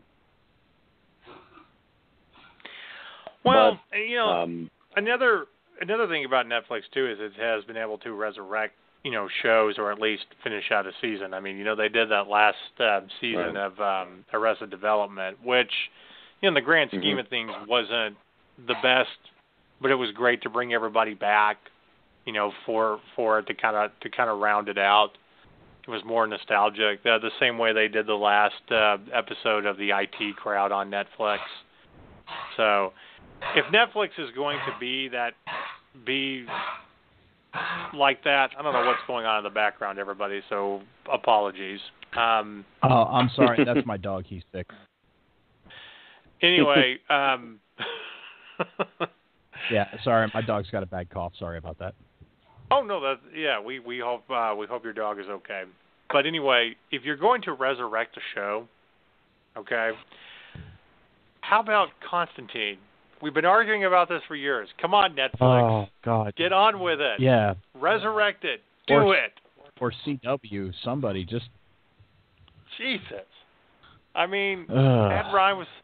You keep bringing them back to being like an episode of Arrow, to voice an animated show. Just bring back the show. In fact, I'd rather have Constantine than trying to reimagine One Day at a Time with a Hispanic family. No offense, not trying to be racist. I'm sure it's funny. I'm sure it's relevant in some area, but Constantine is way better. And I'm just saying that because we're nerds. So, pretty much. Yeah, we're just throwing it out there. But one of the other great surprising shows, Bloodline. How great has? I tried watching really? it and I got through about. You're gonna complain? About 10 I'm not gonna complain. It just didn't strike a chord with me. I got through about 10 episodes and then I don't know. I never went back to it. So you didn't even. So basically, you got through the first season, but you never watched the second season. Yeah. Actually, my only complaint about that show, and I meant to tell him this at the convention, but I never had a chance. My only complaint was Glenn Morshower playing a bad guy. I just didn't want to believe it. I just couldn't believe it, man. Yeah. He was good, but no.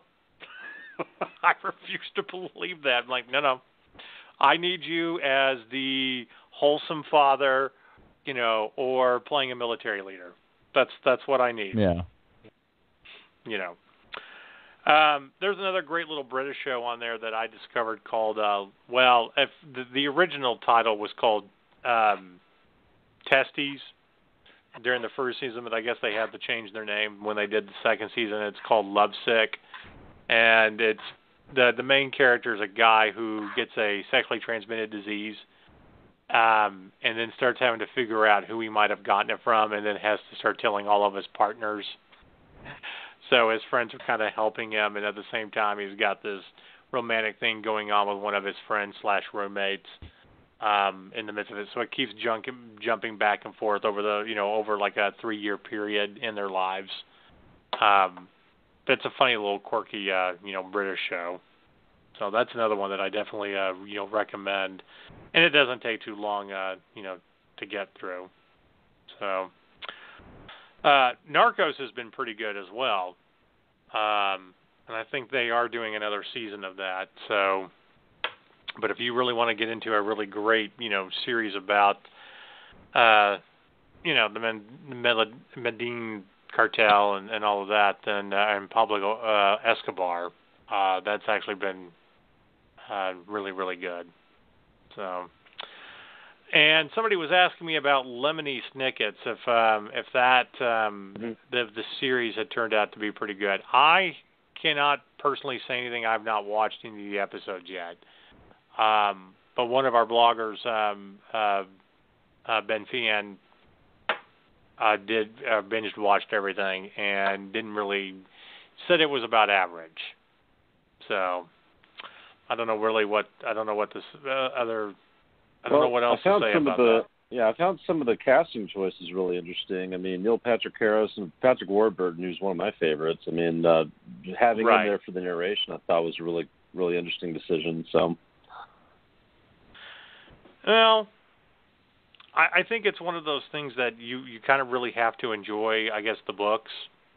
I think I remember seeing the movie, but to me that's like a Harry Potter thing. Like, I didn't grow up with the books, so it didn't really like grab me. I think if I was 10, 15 years younger, then it might have been like, oh, well, this is great. But I think I think all of us are too old for the audience of what that's supposed to be.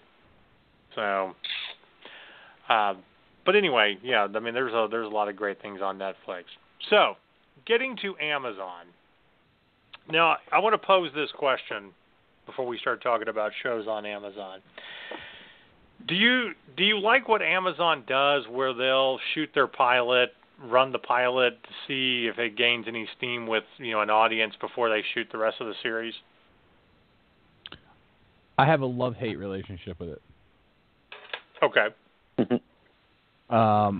Because if it does give you a chance to preview something, and if it has, some type of, appeal, you can try to influence by getting it out there, tweeting it out, say, hey, everybody's got to watch this. It's a good show. We want more good shows. Get online and watch this, so that they'll say, holy shit, we got good numbers. We can make a show off of this. So it does allow us to kind of, it does allow us really to kind of take advantage of, the power of our dollars in a sense. We're spending our time, our currency on the show, and then get rewarded for it. But at the same time, you can also have it where a really good show, the word just doesn't get out and nobody watches it, and you're like, oh, that's sad. It went away. So right. So I have a love-hate relationship with it, but I would have to say I think the pros outweigh the cons. I like the idea that it's that you're letting an audience decide what's going to be good and what's not. Because I think networks get it wrong on that. Because there's a lot of great shows that, are very good quality. They just don't gain the traction.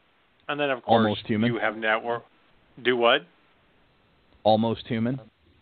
Yeah. Now Fox has come out with APD, which is basically a new version of Almost Human, and it was better the other way. So let's go back to that, please. Right. Carl Urban was hilarious in that. Yeah. APD. It just sounds like it's one step. It's like you're leading towards making a RoboCop series. Just get done with it. It sounds like STD. Sorry. Is that too much? I can never tell.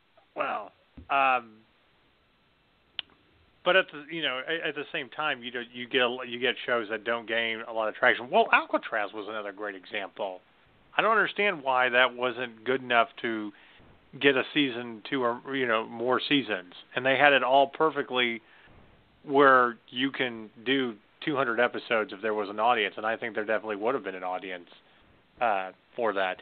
But this is Fox. I mean, again, we're just happy when they show episodes in order, so can't expect a whole lot from them.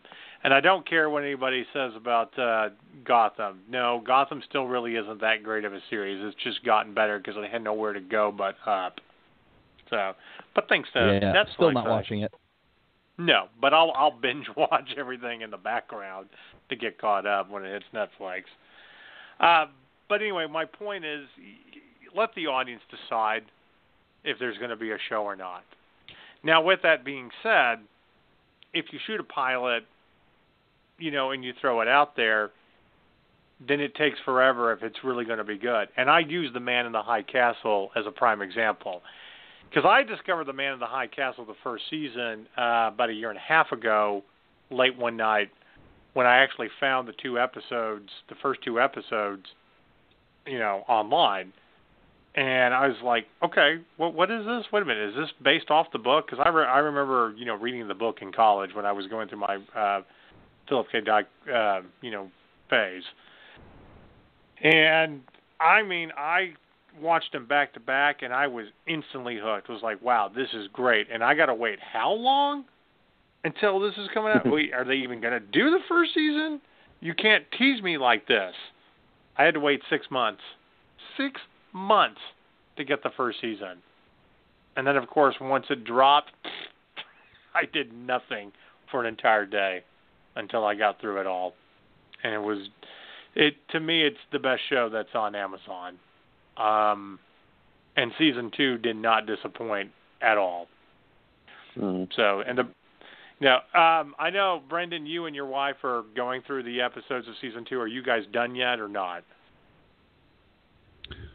Of which one? I'm sorry. I got distracted by the wife. My apologies. Man in the High Castle, season 2? No, I haven't gotten to season 2 yet. I've only seen season 1, so. Oh, okay. The only thing that I will say without giving complete spoilers is the fact that, you get that big Kaiser Soze moment at the end of season 1, and then you're like, okay, well, what are they going to do? How are they going to top themselves? And they immediately answer that question in the first episode. And then everything. Well, actually, you had two big Kaiser Soze moments, because you figure out who the man in the high castle really is, and then they completely turn that around on you in the first episode of season 2. So it's like, okay, what the hell just happened here? And then by the time you get to the end of season 2, it's like, okay, what the fuck? I mean, they find a way to top themselves. So I mean, that I'm glad they did the pilot to allow us to see if it was going to be a show or not. But I think there should have just been an instant drop 10 episodes and been be done with it, because there's a lot of CGI and it's not like they had to spend a whole lot of money to get that done. At least I don't think. I don't know. But right now, I do think that's the absolute best show on Amazon, hands down, compared to everything else. So, but you watch a lot of Amazon, Alex. What else would you recommend with them? Oh man, that's a good question. Well, I'm still kind of sifting through a lot of stuff, and it's funny, there's a lot of things on there that I wasn't even aware of, but I guess I'm drawn to the drama and the comedy like a lot of people are, but they've got a lot of pending stuff that's still kind of in the wait, and some of them seem pretty interesting. But the Man in the High Castle was kind of the thing that drew me in, and so I've spent a fair amount of time with that series, because what really drew me in was I saw a preview of it at a movie theater, which I thought was interesting, and then of course Rufus Sewell just kind of has that ability to just kind of if you've seen him in anything, he's just the presence of him in the show is certainly a draw, but I don't know. There's you haven't really watched anything else? Well, I think Mozart in the Jungle is interesting. I mean,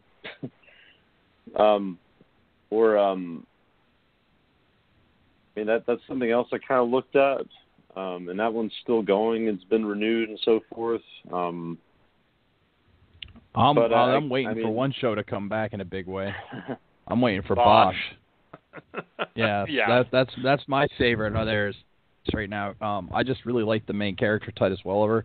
I mean, I first saw him way back when they were doing Kindred the Embraced on Fox, until that got destroyed because the main character died in a motorcycle accident. But and that was 20-something years ago. I was in high school, so I thought they brought him in to be the big bad at the end of the first season of that, and I was like, wow, that's a cool actor. I really like him, and I've generally seen him in generally everything I've seen him in over the years, he's been really good, and he is fantastic on Bosch. So really looking forward to season 3 of that. So, well, it's one of the best police procedural stuff that's out there as well. I mean, without it, seeming like it's Law and Order. Yeah, it's more serialized. So it's more serialized. It's not, you're not getting the case of the week. It's 1 or 2 cases that last the entire season that run concurrently, and they usually tie in together somehow. Right. So, or at least they have in the first 2 seasons. The cases have been somehow related. So yeah, it's a really good show. I'm really, really looking forward. I don't think they've announced exactly when in 2017 it's coming out. I think they've just got the ubiquitous summer, but right. I'm really looking forward to when it comes back. So let me see if I can get a release date on that for everybody. But one of there's a few shows that I would like to mention on Amazon that are worth. I'm not saying that Transparent's really for our audience. But I definitely think that it's for great acting performances and stuff like that. It's worth checking out.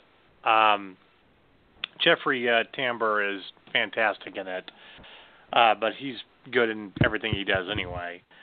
And like you said, Mozart in the Jungle it's not one of my favorites, but I think it's very funny. I'm glad for a streaming show.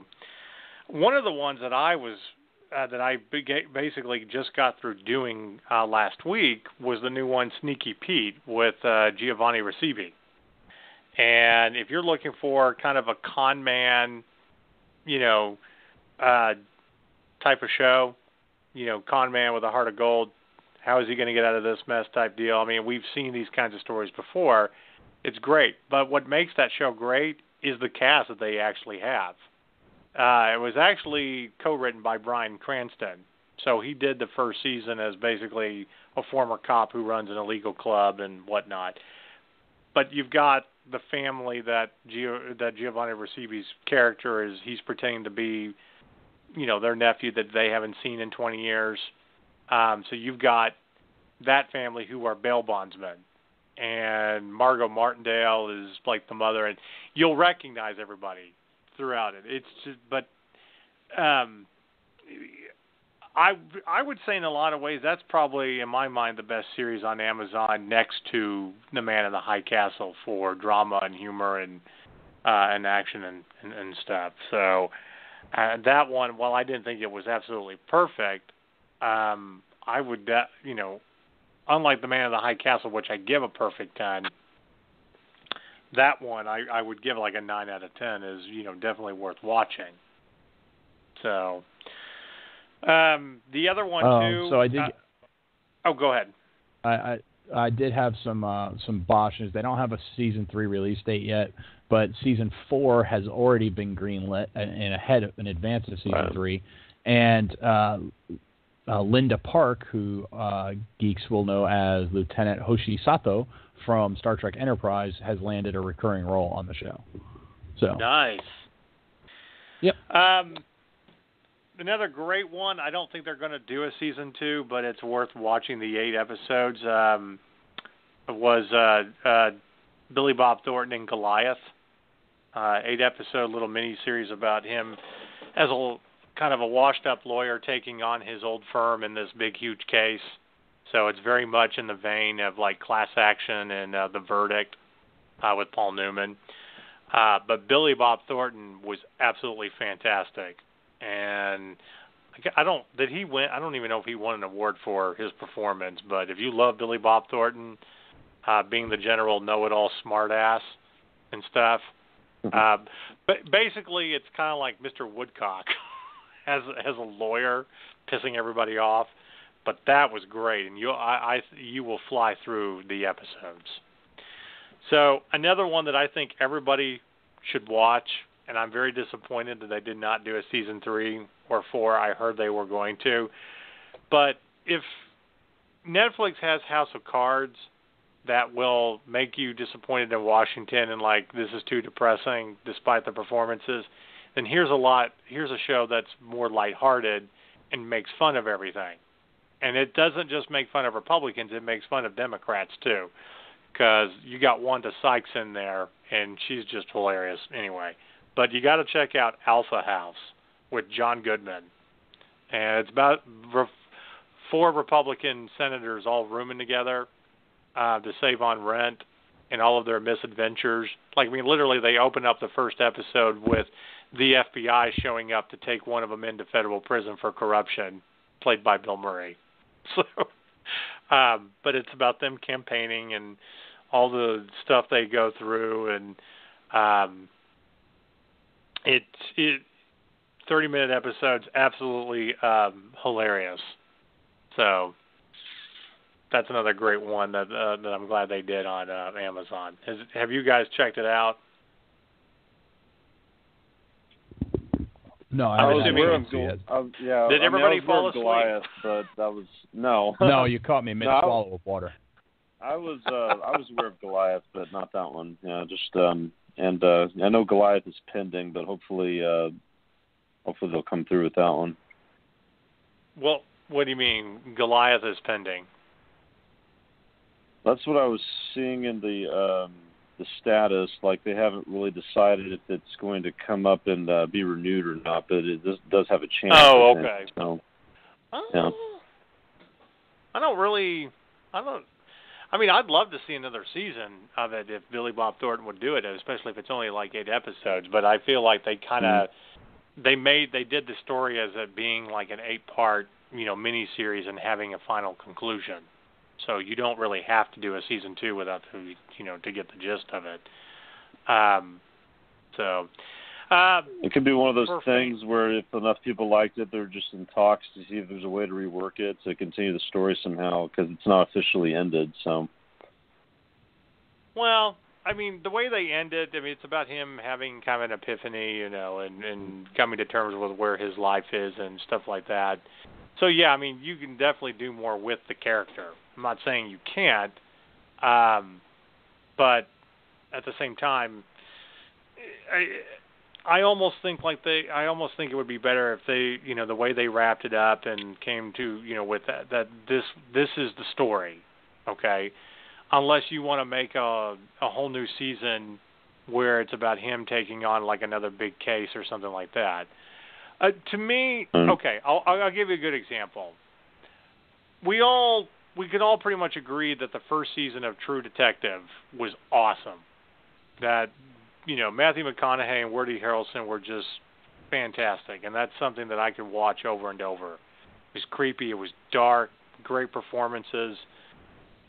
And even though season 2 was good and it's okay and kind of has that feel, it's not really, in a lot of ways it was unnecessary. You didn't have to make it, but you did, and it's subpar compared to what you had.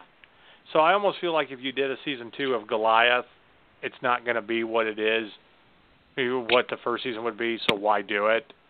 That kind of thing. Is it possible that with Amazon there could be some crossovers where if a show is really, really good and there's no way to make a new series, they could end it by creating like maybe a movie that's based on the show? Is that a possibility? Yeah. I guess you could do the Firefly treatment where you had the series and then you do like a movie that just kind of ends it or he takes on. I don't know. I would watch it if you had a second season, but I'm just saying that from that standpoint, it's no. One other quick thing I would recommend, and then we're going to get to Hulu before we close this show out, because Hulu's got some really great original content as well. But if for anybody that loves Silicon Valley on HBO, Amazon had its own little series called Betas, which was very similar, and it was very, very funny. I don't think they got renewed for a second season. The way they kind of wrapped everything up, and one of the actors from Betas is now on Arrow. So, but it was funny to binge watch. So, but yes, I almost think that people forget that Hulu does original content, and I don't know if you guys actually watch anything on Hulu. But they have definitely come out with some really cool stuff. Like Hugh Lowry had a really great series that came out. Has a great series that came out a couple months ago called Chance, and it's about a psychiatrist who gets caught up in like a web of lies and conspiracy and whatnot. And Gretchen Mol is in there from Boardwalk Empire. So it's very this dark kind of erotic type thriller. It's just it's a different departure that we've seen Hugh Lowry do, but if you're a House fan, but it was very kind of creepy and just the way they did it. Very good, worth binge watching. I would say definitely check it out. So, do you guys watch anything on Hulu, or is it pretty much just Netflix and Amazon? No, I'm actually. Yeah. Go ahead. Sorry. No, I'm sorry. No, the only thing I was curious about, I haven't really think I've watched anything, and I'm looking through some of the titles. I'm not really familiar with anything, but there is something upcoming in 2017 that's called Future Man, some kind of science fiction comedy. I don't really have any information on that, but right away it kind of sounds like an interesting title. But right.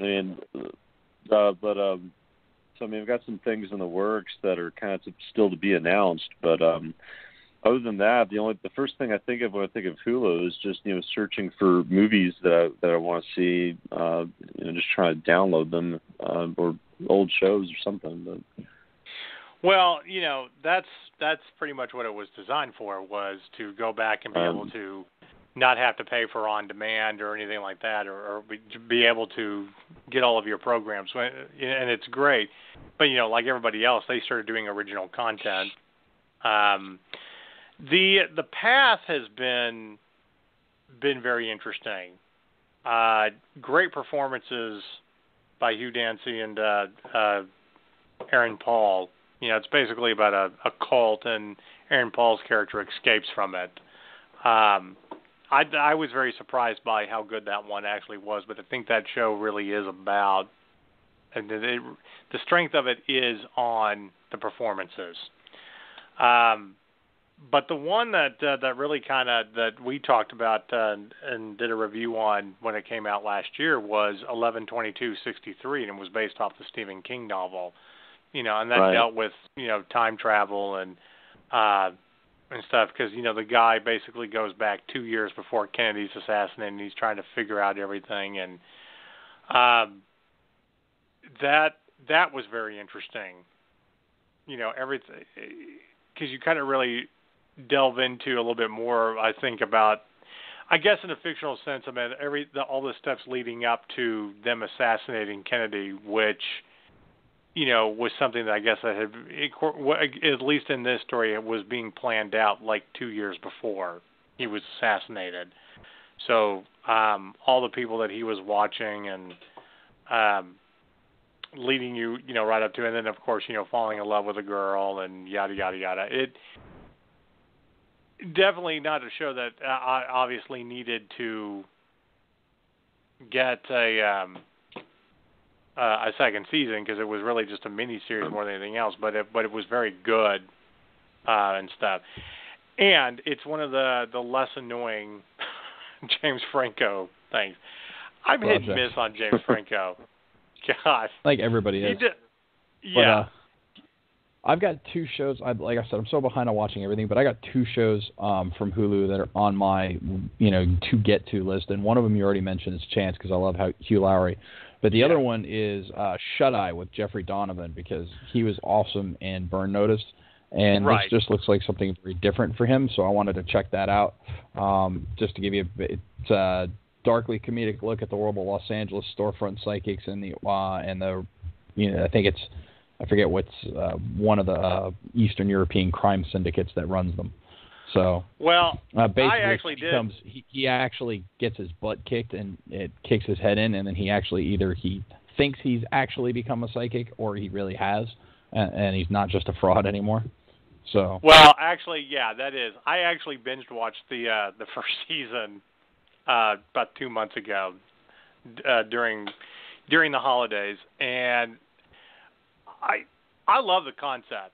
I mean, it didn't grab me like other shows. Like, I binged watching it, like, oh, okay, that's great. But you recognize a lot of the actors. There's a couple people in the show that we've interviewed before. But if you liked him, if you liked him in Burn Notice and everything, then you will like him in the show. And that's the great ironic concept is, oh, you're a fraud. Oh, but something happens, and now you actually really do get to see and stuff like that. So it makes it for a very interesting dynamic as you're, dealing with all of these frauds, but then again, you're actually dealing with something, real and everything. Definitely worth watching. It's a great streaming content show, because I don't think I would watch this from week to week. This is one that you have to binge watch. And go through all the episodes. But the best part about that show is Isabel Rossellini as the matriarch mother of the crime syndicate, who is just diabolical and ruthless all the way through. Nice. The kids and the people that run it, they're all idiots. But she's the one that you don't want to fuck with in this series, which makes it even better. So. But yeah, that was pleasantly surprising I just stumbled upon that one day. Another one that I can actually recommend. It's only 6 episodes, but it was actually quite humorous. I'm not saying it's a great show, but it's worth binge watching. The 6 episodes was the Resident Advisors. You know, about the RAs at the college and all of their like misadventures and stuff. I very much laughed throughout that series as I was finishing it. So nice. Now The Handmaid's Tale, which is coming out, that looks very, very interesting. Yeah, I saw a little bit about it, but I didn't get a chance to read the whole blurb. Well, it's according to the description, it's it's based on the book of the same name by Margaret Atwood. It's I know it's got Elizabeth Moss from Mad Men and The West Wing in it. Another one that looks like it has a great cast, and Joseph Fiennes is in it. But there's not. I guess there's not really that much about it. But it's a period piece. So, yeah, I mean, it's got Elizabeth Moss, Joseph Fiennes, Yvonne Strahovski from Chuck. I drew a blank on that one for a moment. So, but I think at the end of the day, I mean, Hulu is still kind of playing catch up, compared to Netflix and Amazon, and I think Netflix pretty much is the king of all the streaming content. And what did we talked about it? I guess a month ago. I mean, they're wanting like how many hours of original? They said like 8,000 hours in 2017. Yeah. Of just new stuff that they're trying to. I mean, how do you? You know what? I think Netflix is the leading cause of obesity. They want people to stay home and not exercise. That's what it is. It's a conspiracy. Actually, as somebody who's currently lost 65 pounds, I've gone from 305 to 240. I got another 50 to lose. I can tell you the number one cause of obesity in this country. At McDonald's, a cheeseburger is 99 cents, and a salad, which is made of lettuce, is $7.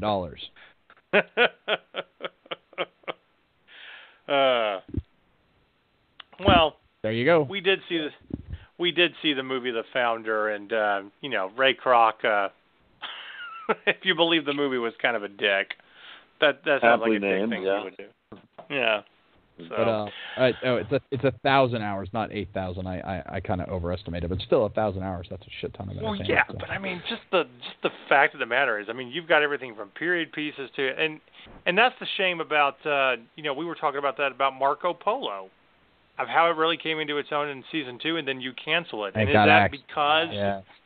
Yeah, that you just because you're doing so much that people forget that it's out there. No, I don't think so. I think it took too long to get good, and it was also by far the most expensive per episode to film for Netflix. So they just weren't getting the return on their investment.